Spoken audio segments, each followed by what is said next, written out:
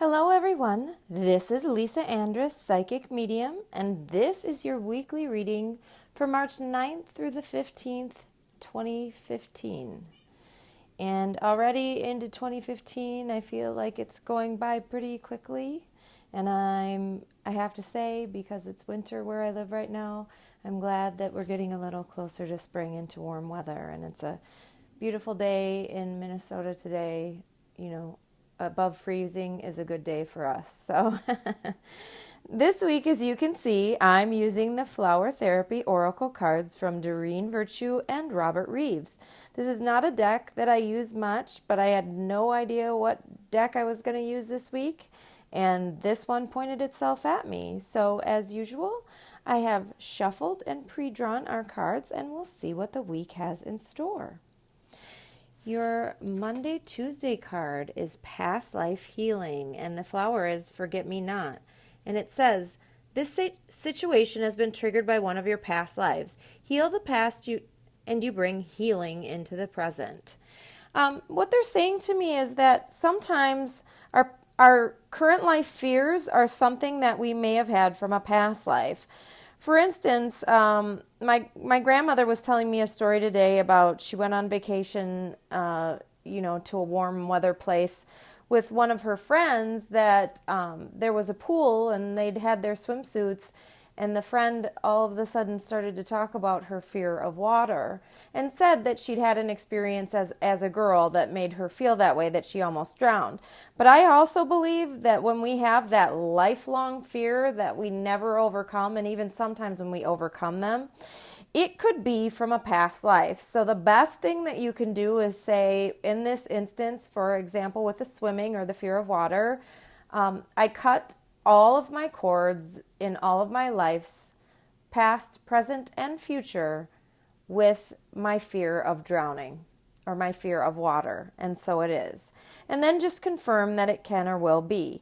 I have to say, too, that right now it's a time of great healing, kind of as we're still here, at least where I live, in the shroud of winter, so to speak. And so we're indoors a lot and going within, and we might be going to bed earlier or whatever it might be, because I sometimes do that in the winter. And sometimes it's a time of healing. Now, lately for me, I've had some stuff bubble up with old relationships that stuff has come up to heal. For instance, yesterday I did a public event that we have here, where like a psychic expo. And I had somebody walk up to me from out of the blue that I remember years ago, and I'm talking like at least 5, that when I was in a breakup, I had a question about, if she was after my boyfriend or something like that. And she came up to me and said, just out of the blue, I want you to know that, I wasn't after him. And it was just very bizarre, because it took me a minute to even figure out what she was talking about. But in a way, what she came up to me and offered me was a gift, because it was a healing. Because even though I didn't remember it, it didn't mean that it wasn't festering inside of me somewhere. And so whether it is past life or whether it's current life, and who knows, that could be a past life thing too. Right now we're doing a lot of healing where, for me, with the example I gave or other things, if you have unexpected things like that come up, it's a time of healing. I feel that, if you've got some big stuff in your past that you have not overcome, sometimes we stuff it away, and it's a good thing to proactively try to heal it too. I've told you before, I'll tell you again, but when I first started doing this work as a medium, I just felt like I needed to heal some of my own stuff. And so one thing I really felt guided to do was a soul retrieval. And so I contacted a shaman, and the shaman did a soul retrieval, which means it recovered pieces from my soul that I'd lost in trauma.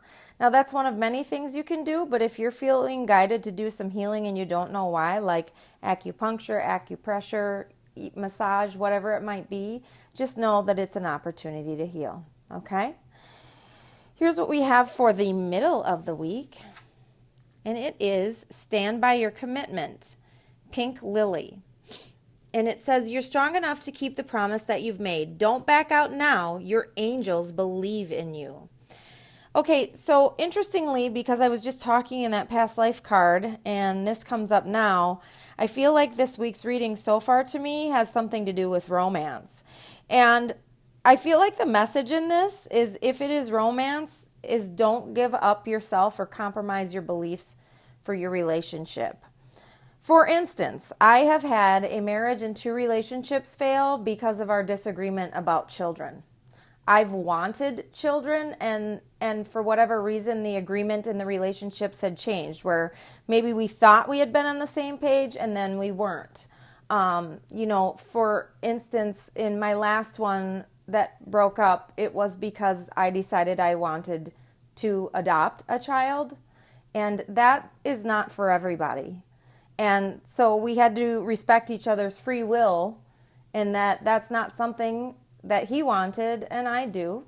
And despite the fact, I've said to him that several people have said, well, why don't you just do it? But that's a very, very personal decision, and it's not for everybody. But the point in this is that I had to stand my ground and know that this is something I'm supposed to do. I don't know how. I don't know when I'm going to get there. It's expensive. It's in my future. Maybe not as far as I think, but I'm going to trust that whatever should happen, should happen. But that would be one example of standing by your commitment to yourself. I can't compromise my dreams, and I feel like what I've learned out of these few times is that I can't compromise myself for my relationships, no matter how much I try. I think that sometimes when we fall in love, we forget those things, or maybe talk ourselves out of something that really is important to us. And they're saying to make sure that you honor yourself. I have to say that one thing that I like about the fact that when I got into this last relationship, because we're both a little bit older, and we've both been divorced, and, I'm in my 40s now, and I have to say it was funny because the negotiating that was done on the beginning of the relationship, where we're like trying to figure out whether or not it's worth it, because we've both been hurt before. So we laid all of our issues out on the table right away. Now, at that time, I didn't know I wanted to adopt, which is why it never came out, but we both laid our issues right on the table right away because we knew what we wanted and what we didn't want.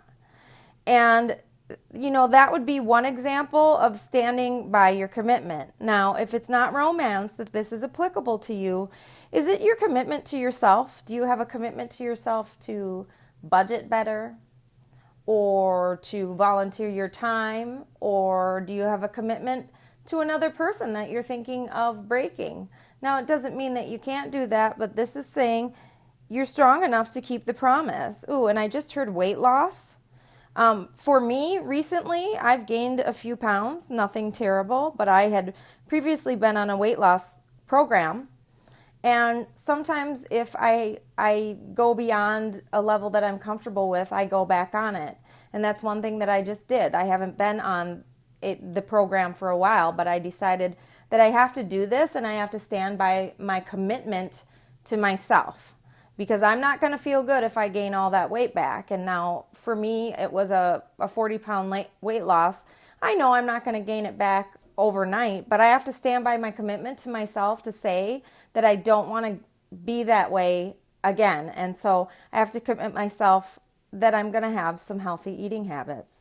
Okay, and I feel like they want me to say, if you really have been thinking of a weight loss program, when I started my weight loss program, which I did Weight Watchers online, I think I decided at some point in it that I wasn't going to be miserable to lose weight. So what that means is, like, for instance, this morning I took my grandma out for brunch. I'm not going to say no to stuff like that just to lose weight. You just can't do that all the time. But I'm not going to refuse invitations or think that I can't have any fun or anything that tastes good. And if it takes me a little bit longer, so be it. It's all about doing things in moderation, but keeping your commitments, both to other people as well as yourself, okay? Now, the weekend card is time to decide. And the flower is wisteria, and it says, make a decision now so you can move forward. Now, if you've been thinking about something like a new job or, new romance or whatever it is, it's time for you to decide what you want. If you feel frustrated, and again, I'm going back to romance here, so we've got a romance theme this week. It's time for you to decide what you want. If you feel like none of the guys or women that you're dating are making any sense or adding up, maybe it's because you haven't made a decision, so the universe doesn't know what to give you, so it's giving you choices. It's time for you to decide that you want to do that and then believe that you're worthy of the love that you seek. I'll give another instance because I did give a lot of readings yesterday and I see some common themes. And I've had some people that are thinking about moving long distance. And you have to decide that you want to do that if you want to do it for the universe to line up. So say, for instance, if you say you want to move, out of state, you have to really decide that you want to do it and make a decision. How many times have you said, I don't know what I want? I know I've said that. Well, what they're saying is it's time to decide. And once you decide, the energy will align towards what you want. I just heard self-employment too, and there are some of you that are trying to decide on self-employment. Now, I feel guided to tell you this, that I tried self-employment once, and I'm not self-employed at the moment. I do have some self-employment things that I do, such as my work as a medium and my work as an author. But I went back to having a day job. And let me just say, when I look past to where I tried to be full-time self-employed I kind of jumped into it and expected that everything would follow. And now, in hindsight, here's what I have to say. A, I know how not to do it. And B, self-employment, whether it's spiritual work or otherwise, it's about building a brand. It's about making a name for yourself. When I first started my work as a medium, I was talking about this with some friends yesterday, some of my peers that do this work also, of giving readings to other people. And when I first started it, I went out to some psychic expos and I didn't have people lining up for me. People did not know who I was, and it's something that I have built over the years where I'm blessed. I've got some people now that refer business to me. But, that did not happen overnight. And still, I don't feel ready or like I'm going to do this work full-time right now. Now, if you want to do something like that full-time and you just jump, you might have a challenge. If you're ready. But some of you that like some structure, so think about this. If you go into self-employment, there's not a lot of structure. So if you're going to become self-employed, think about building some structure into it and study first. Read some books on the best way to become self-employed, or read some books about being an entrepreneur, because you don't have to be a big mogul to be an entrepreneur. I mean, I've got different things that I make money at, which to me makes me an entrepreneur. So it's just something to think about, and especially if you are thinking about work as a spiritual advisor. The universe has blessed you with a gift, and by all means use it. But make sure to take your time, and if you want to go full-time doing it, start the business part-time and maybe say to yourself, hey, when I have a 6-month waiting list of clients or whatever it might be, then I will quit my day job. But even if it's not immediate in this spiritual advisor or romance or other, it's time for you to decide what you want. For instance, I've talked about wanting a house. Well, do I want a single family house or do I want a townhouse? Maybe it's time for me to decide, and the energy won't line up until I decide. So this is just, one of many examples. But I still feel like there are good things on the way, and it's going to be a wonderful week, and it's just going to get better from here.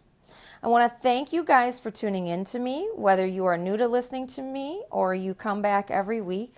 I want you to know I love each and every one of you, and I will speak to you again next week.